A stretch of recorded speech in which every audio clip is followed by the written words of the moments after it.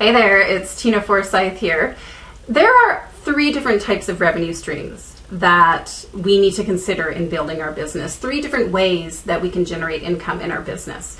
And I find it fascinating, right? Because in the work that we do, if you're brand new to business, I want you to know this. I want you to understand about these three different types of revenue streams. If you've been in business for a while, this might be a reset for you. This might be something to kind of go, okay, I need to step back and take a look at this again, right? Because when it comes to building your business virtually, when it comes to building, whether you're a coach, consultant, speaker, author, trainer, etc., whatever it is that you call yourself, any successful business owner that I know, anyone that I've worked with over the years, anyone that, any one of my current colleagues and friends and folks in my network that I know are doing really, really well in their business, they are employing all three of these revenue streams.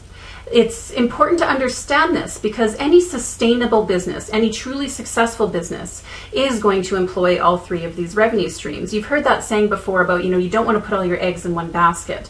And it really is true in how you're building your business. You do truly need to consider this in the way that you build your business, right? The first revenue stream is what's called active income. This is where you're doing one-on-one work with clients. This is where somebody hires you, you work directly with them to do whatever it is that you do, right? And this is probably the most standard of the revenue streams that are out there. It's where most of us start in our business. It's definitely the most lucrative of the revenue streams for most of us too. When we're doing one-on-one work with clients, that's generally where we're going to get paid the most for the work that we do. And in my opinion too, active revenue streams, working one-on-one with people, is truly where we can have some of the biggest impact on our clients as well too. There's always going to be a need out there for people to be able to get one-on-one support from you in some way, shape, or form. And it seems to, especially as people's businesses grow in some cases, they tend to kind of get out of the one-on-one active income streams. And not to say, of course, that you absolutely have to if you don't want to, or your business isn't there anymore, right? But I really want to invite you to consider this too, is that an active income stream of some kind can be a really valuable offering within your business. And it certainly is probably the most valuable offering in your business, especially in the earlier stages when you're just getting started and when you're just building up. The second type of income, the second type of revenue stream is leveraged income.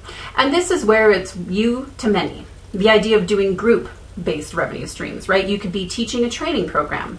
You could be leading a live event. You could be doing a coaching program. You could have a mastermind group. Anything along those lines where it's you working with a group of people. That's what's considered leveraged income. And again, leveraged income can actually be a great way to bring money into your business because it kind of takes the cap off of your time, right? When you're working one-on-one with people, of course, you're restricted by how much time you have available. When you're working one-to-many in a group format, chances are, depending on how you have it structured, of course, you have opportunity to work with many, many people. It could be 10, 20, 30, 50, hundreds of people, depending on whatever your program is, right? And that, of course, really opens the door for a different way to work with people. It opens a door on a different level of income for a lot of us as well, too.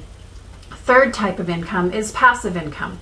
And that, of course, is where you create something once and can continue to sell it over and over and over again. It's usually what's considered a product, something that's packaged in some way, shape, or form. And the funny thing about passive revenue that always kind of makes me chuckle a little bit is, first and foremost, passive revenue isn't really passive because it does take work. Not only does it take work to create it, right? It's passive in the sense that you create it once and then it's done. But the ongoing marketing and such of continuing to market products and services and all of that fun stuff, there's ongoing work there, right? The idea of passive revenue isn't quite as passive as some people may think. But even alongside that too, passive revenue, in my experience and for most of the people that I know, is not the place that they make the most amount of money in their business. Passive revenue can be a great entry point.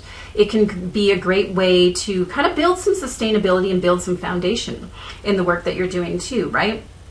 But ultimately, especially if anybody's been kind of thinking about or wishing for that idea of, I'm going to create something once and go lay on the beach and the money will just roll in the door. The fact of the matter is that's not the way it's going to be for most of us, right? And for those who do have that, they've worked long and hard to get there. probably, quite honestly, right? So again, you want to have passive revenue in your business. It's an important part of your business to have passive revenue streams because they are great entry points. They're great leverage points. They're great for credibility, all kinds of things like that, right? But ultimately too is just, that's probably not where you're going to make the most money in your business. When you're looking at active and leveraged income streams, that's truly where a lot of people are getting the most money in their business. That's where they're making the most sales. That's where they're having the most impact on the people that they're working with as well too. So consider all three of these. This is actually the work that I do with my clients one-on-one, my own active revenue stream, if you will, when I work one-on-one with my coaching clients.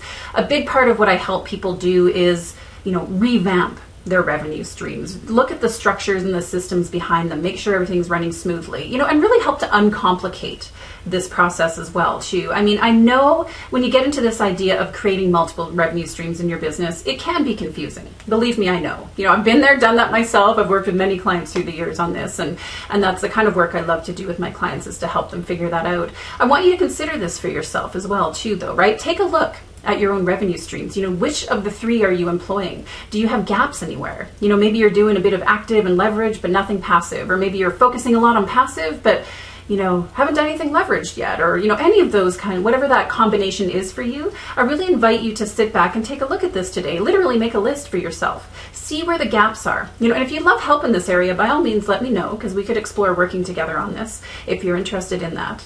So again, it's Tina Forsyth. Take care. Have a great day, everybody. Bye now.